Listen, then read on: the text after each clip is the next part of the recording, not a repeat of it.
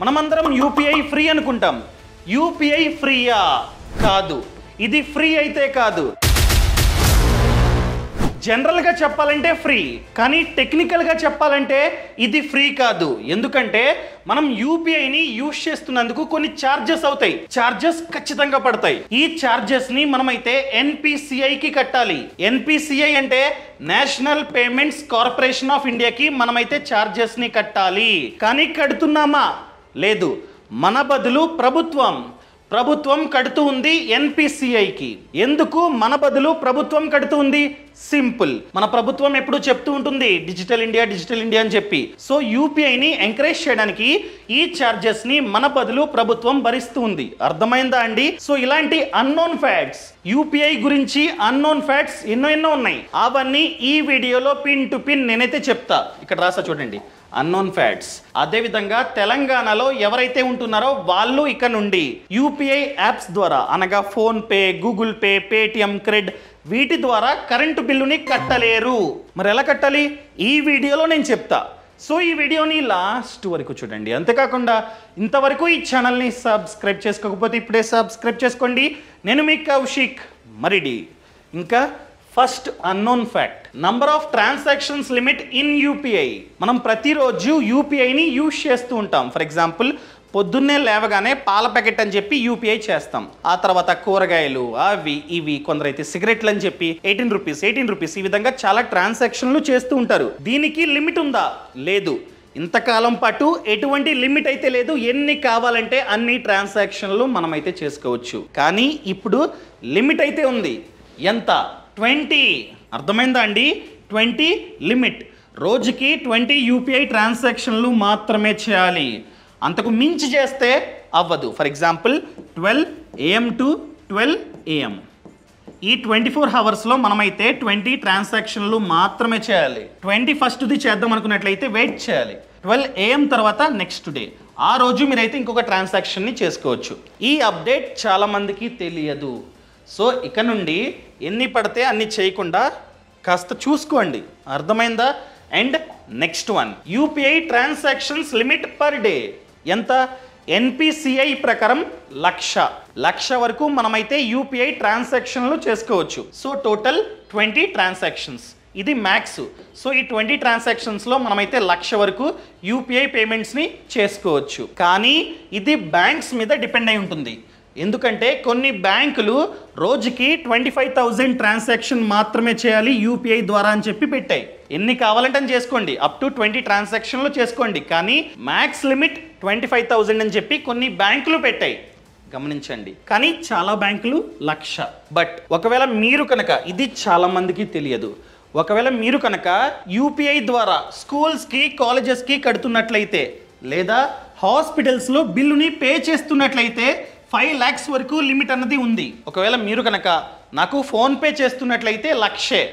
అదే మీరు కనుక హాస్పిటల్స్లో లేదా స్కూల్స్లో, కాలేజెస్లో ఫీజు కడుతున్నట్లయితే అప్పుడు 5 lakhs వరకు మనం లిమిట్ని యూజ్ చేసుకోవచ్చు ఆటోమేటిక్. అదేవిధంగా మీరు కనుక స్టాక్ మార్కెట్లో ఐపీఓలో పెట్టుబడి పెడుతూ ఉన్నారు, లేదా ఆర్బీఐ రిటైల్ స్కీమ్స్లో ఇన్వెస్ట్మెంట్ చేస్తున్నారు, అంటే ఏంటి, government bonds, securities, treasury bills, వీటిలో మీరు కనుక ఇన్వెస్ట్మెంట్ చేస్తున్నట్లయితే limit, UPI limit 5 lakhs per day. అర్థమైందా అండి? అదేవిధంగా మీరు కనుక క్యాపిటల్ మార్కెట్స్ లేదా ఇన్సూరెన్స్, మీరు ఇన్సూరెన్స్ ప్రీమియం కడుతూ ఉన్నారు, లేదా పాలసీస్లో ఇన్వెస్ట్మెంట్ చేస్తున్నారు, అలాంటప్పుడు కూడా 2 lakhs వరకు మనమైతే పేమెంట్ చేసుకోవచ్చు. ఎటువంటి ప్రాబ్లం లేదు. ఇది చాలా మందికి తెలియదు, అందుకనే ఈ వీడియోలో చెప్తూ ఉన్నా. అండ్ ఆల్రెడీ చెప్పా, కొన్ని బ్యాంకులు రోజుకి 25,000 మాత్రమే అలౌ చేస్తున్నాయి, కొన్ని బ్యాంకులు 1,00,000. ఇప్పుడు ఏ బ్యాంకు ఎంత డబ్బుని అలౌ చేస్తూ ఉన్నాయి రోజుకి చూద్దాం.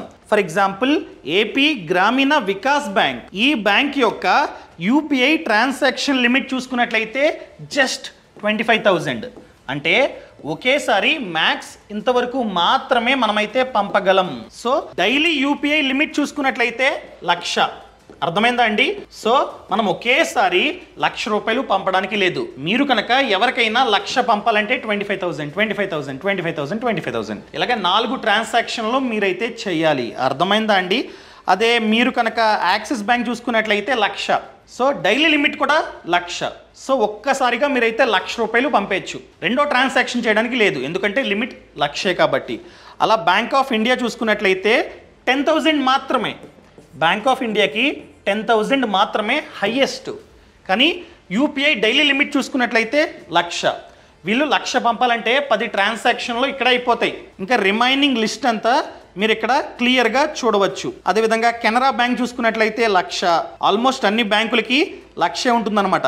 డీసీబీ బ్యాంక్ చూసుకున్నట్లయితే 5,000 ఆ బ్యాంకుకి.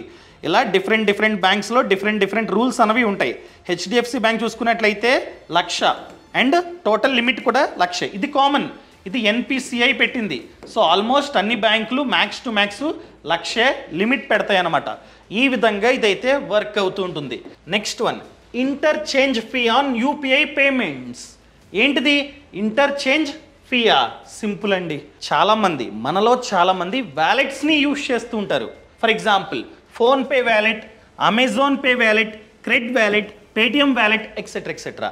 ఆ వ్యాలెట్స్లో వాళ్ళకి డబ్బులు ఉంటాయి. ఈ డబ్బుల్ని నార్మల్గా యూపీఐ పేమెంట్స్ చేస్తూ ఉంటారు. ఫర్ ఎగ్జాంపుల్ మీ ఫోన్పే వ్యాలెట్లో 5,000 ఉన్నాయి. ఈ డబ్బుని మీరు కనుక నాకు for example person to person వేరే వ్యక్తికి పంపుతున్నట్లయితే ఎటువంటి ఇంటర్చేంజ్ ఫీ అన్నది ఉండదు. అదే మీరు కనుక పర్సన్ టు మర్చెంట్ అంటే షాప్స్, మీరు షాప్లో యూపీఐ చేస్తున్నట్లయితే మర్చెంట్కి ఈ ఛార్జ్ అన్నది పడుతుంది. ఎంత పడుతుంది, ఎప్పుడు పడుతుంది?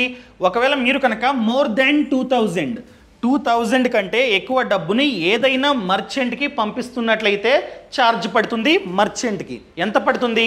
0.5% టు 1.1% ఇంటర్చేంజ్ ఫీ అన్నది పడుతుంది. ఇది మారుతూ ఉంటుంది ఈ ఫీ. ఫర్ ఎగ్జాంపుల్ 0.5 టు 1.1 కదా, ఏ మర్చెంట్కి ఎంత పడుతుంది. ఒకవేళ మీరు కనుక పెట్రోల్ బంక్స్లో కడుతున్నట్లయితే వ్యాలెట్ ద్వారా వాళ్ళకి యూపీఐ చేస్తున్నట్లయితే 0.5% ఛార్జ్ అనమాట. సో 3,000 పంపిస్తున్నారు. 3,000లో 0.5% అంటే 15 రూపీస్.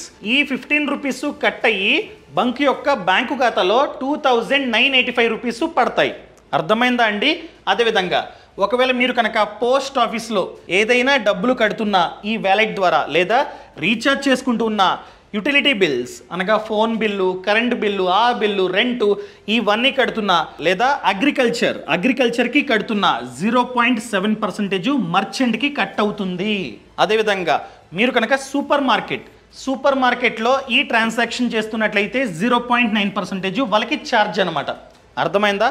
అదేవిధంగా మీరు కనుక ఇన్సూరెన్స్ ప్రీమియం కడుతున్నా, మ్యూచువల్ ఫండ్స్లో ఇన్వెస్ట్మెంట్ చేస్తున్నా, రైల్వే టికెట్స్ తీసుకున్నా వాళ్ళకి 1.1% కట్ అవుతుంది. సో ఇది కట్ అయ్యి రిమైనింగ్ డబ్బు వాళ్ళ ఖాతాలో పడుతుంది. ఈ విధంగా ఇదైతే వర్క్ అవుతూ ఉంటుంది, గమనించండి. అండ్ లాస్ట్ పాయింట్, మీరు కనుక తెలంగాణలో ఉంటున్నట్లయితే ఇక నుండి అనగా జూలై 1 నుండి యూపీఐ యాప్స్ ద్వారా డైరెక్ట్గా కరెంటు బిల్లుని కట్టలేరు. అంటే ఏంటి? PhonePe, Google pay, Paytm, credit వీటి ద్వారా డైరెక్ట్గా కట్టలేరు. సో టీజీఎస్పీడిఎల్ వాళ్ళు రీసెంట్గానే చెప్పారు జూలై 1 నుండి ఈ రూల్ వర్తిస్తుంది అని చెప్పి. సర్లే, ఎలా కట్టాలి? సింపుల్. వీళ్ళే కొత్త యాప్ని రూపొందించారు. అదే టీజీఎస్పీడిఎల్ యాప్. ప్లే స్టోర్, యాప్ స్టోర్లో ఉంది. ఈ యాప్ ద్వారా మీరైతే డైరెక్ట్గా కట్టవచ్చు. ఎక్కడికి వెళ్ళాల్సిన అవసరం లేదు. ఫోన్పే, గూగుల్ పే ఏ విధంగా వర్క్ అవుతుంటుందో సేమ్ అండి, అదేవిధంగా ఇది కూడా వర్క్ అవుతుంటుంది. ఇది వద్దు అనుకున్నట్లయితే సెపరేట్గా వెబ్సైట్ ఉంది. అదే tgsouthernpower.org. ఈ వెబ్సైట్ ద్వారా కూడా మీరైతే కట్టవచ్చు. అర్థమైందా అండి? సో ఇంతవరకు మీరు ఫ్రీడమ్ యాప్ని డౌన్లోడ్ చేసుకోకపోతే డౌన్లోడ్ చేసుకోండి. ఎందుకంటే ఫ్రీడమ్ యాప్లో చూసుకున్నట్లయితే మీరు డైరెక్ట్గా ఫినాన్స్ గురించి A to Z నేర్చుకోవచ్చు. ఫర్ ఎగ్జాంపుల్ మ్యూచువల్ ఫండ్స్ గురించి నేర్చుకుందాం అనుకుంటున్నారు, ఫ్రీడమ్ యాప్లో కోర్స్ ఉంది. స్టాక్ మార్కెట్ గురించి నేర్చుకుందాం అనుకుంటున్నారు, ఫ్రీడమ్ యాప్లో కోర్స్ ఉంది. అదేవిధంగా హోమ్ లోన్ తీసుకుందాం అనుకుంటున్నారు, తెలివిగా హోమ్ లోన్ ఏ విధంగా తీసుకోవాలో కోర్స్ ఉంది. ఇలా ప్రతి దాని గురించి ఫ్రీడమ్ యాప్లో కోర్స్ ఉంది. టోటల్గా 1,200 కంటే ఎక్కువ కోర్సులు ఫ్రీడమ్ యాప్లో ఉన్నాయి. దాంతోపాటు బిజినెస్ ఫార్మింగ్, మీరు ఏదైనా బిజినెస్ని స్టార్ట్ చేద్దాం అనుకున్నట్లయితే ఆ బిజినెస్ గురించి కోర్స్ ఉంది ఫ్రీడమ్ యాప్లో. ఆ బిజినెస్ ఓనర్ ఆ బిజినెస్ని ఎలా స్టార్ట్ చేయాలి, ఎంత పెట్టుబడి అవుతుంది, లోన్ ఏ విధంగా పొందాలి, పిఎంఈజీపీ లోను, ముద్ర లోను ఇవన్నీ ఎలా పొందాలి, ఇదంతా కోర్సు ఉంటుందన్నమాట. ఏ విధంగా మార్కెటింగ్ చేసుకోవాలి A to Z.